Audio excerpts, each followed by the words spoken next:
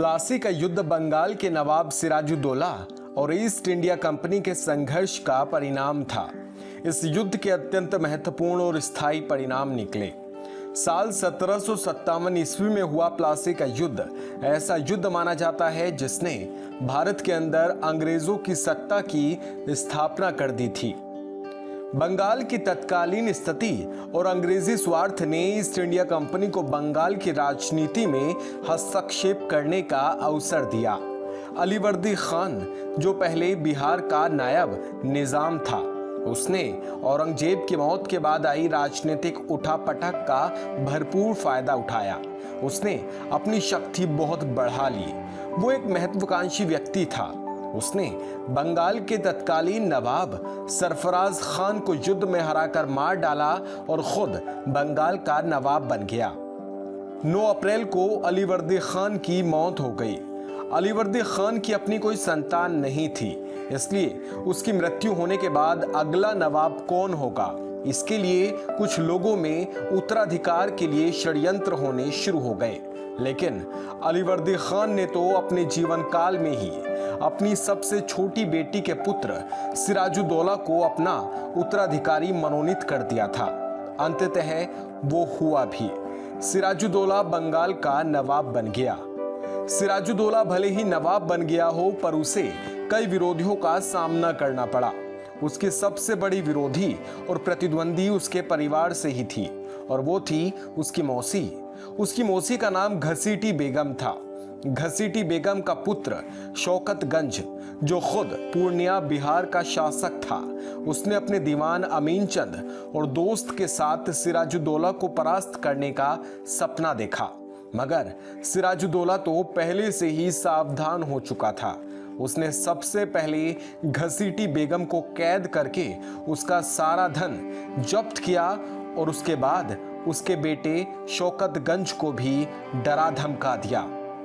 इससे शौकतगंज भयभीत हो गया और उसने सिराजुद्दौला के प्रति वफादार रहने का वचन उनको दे दिया।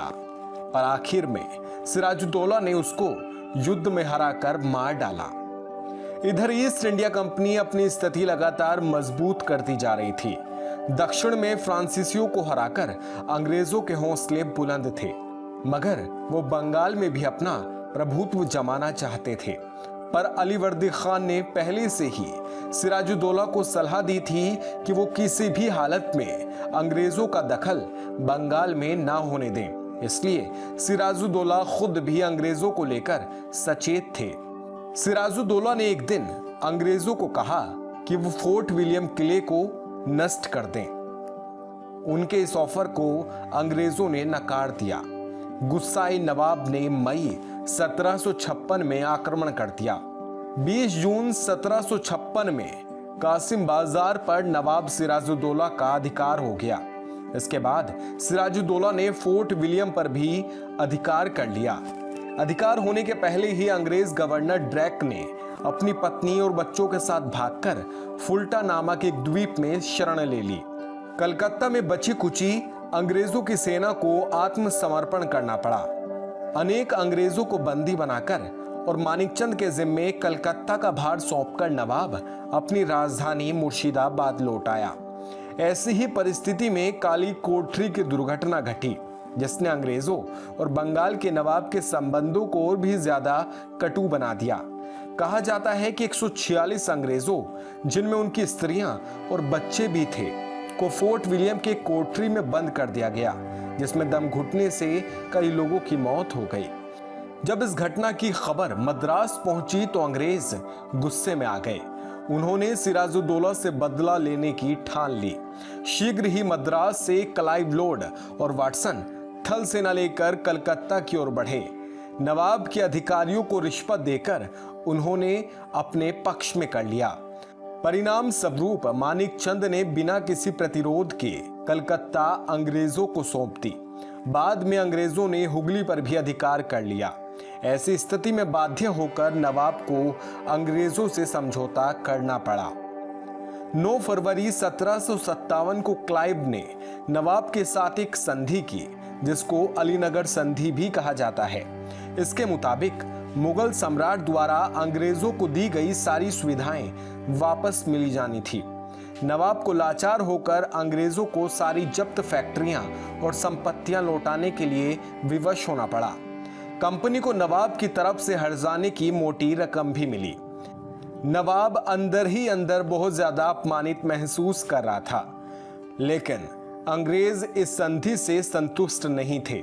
वो सिराजुद्दौला को गद्दी से हटाकर किसी वफादार नवाब को वहां बिठाना चाहते थे, जो उनके कहे मुताबिक काम करे और उनके काम में रोड़ा न अटकाए। क्लाइव ने नवाब के खिलाफ षड्यंत्र करने शुरू कर दिए। लॉर्ड क्लाइव ने मीर जाफर से गुप्त संधि की और उसे नवाब बनाने का लोभ दे दिया। इसके बदले में मीर जाफर ने अंग्रेजों को कासिम बाजार, ढाका और कलकत्ता की किलाबंदी करने, 1 करोड़ रुपए देने और उसकी सेना का खर्च सहन करने का आश्वासन दे दिया। इस षड्यंत्र में जगत सेठ, राय दुर्लभ और अमीचंद भी अंग्रेजों के साथ मिल गए। अब क्लाइव ने नवाब पर अलीनगर की संधि भंग करने का आरोप लगा दिया। इस समय नवाब सिराजुद्दौला की स्थिति अत्यंत दयनीय थी। दरबारी षड्यंत्र और अहमद शाह अब्दाली के आक्रमण से उत्पन्न खतरे की स्थिति ने उसे और भी ज्यादा डरा कर रखा था। उन्होंने मीर जाफर को अपनी तरफ करने की कोशिश की, पर विफल रहे। नवाब की कमजोरी को भांपकर लॉर्ड क्लाइव ने सेना के साथ प्रस्थान किया। नवाब सिराजुद्दौला भी राजधानी छोड़कर आगे बढ़े। 23 जून 1757 को प्लासी के मैदान में दोनों सेनाओं की मुठभेड़ हुई। यह युद्ध नाम मात्र का था। नवाब की सेना के एक बड़े भाग ने युद्ध में हिस्सा ही नहीं लिया। आंतरिक कमजोरी के बावजूद सिराजुद्दौला की सेना, जिसका नेतृत्व मीर मदन और मोहनलाल कर रहे थे, ने अंग्रेजों की सेना का डटकर सामना किया। परंतु मीर जाफर के विश्वासघात के कारण सिराजुद्दौला को हारना पड़ गया। वो जान बचाकर भागा, परंतु मीर जाफर के पुत्र मीरन ने उसे पकड़वाकर मार डाला। प्लासी के युद्ध के परिणाम अत्यंत ही व्यापक और स्थायी निकले। इसका प्रभाव कंपनी, बंगाल और भारतीय इतिहास पर भी पड़ा। मीर जाफर को क्लाइव ने बंगाल का नवाब घोषित कर दिया। उसने कंपनी और लॉर्ड क्लाइव को बेशुमार धन दिया और संधि के मुताबिक अंग्रेजों को भी कई सुविधाएं मिली। बंगाल की गद्दी पर एक ऐसा नवाब आ गया जो अंग्रेजों के हाथों की कठपुतली मात्र था। प्लासी के युद्ध ने बंगाल की राजनीति पर अंग्रेजों का नियंत्रण कायम कर दिया था। अंग्रेज अब व्यापारी से राजशक्ति के स्रोत बन गए थे। इसका नैतिक परिणाम भारतीयों पर बहुत बुरा पड़ा। एक व्यापारी कंपनी ने भारत आकर यहां से सबसे अमीर प्रांत के सूबेदार को अपमानित करके गद्दी से हटा दिया और मुगल सम्राट तमाशा देखते रह गए। आर्थिक दृष्टिकोण से भी अंग्रेजों ने बंगाल का शोषण करना शुरू कर दिया।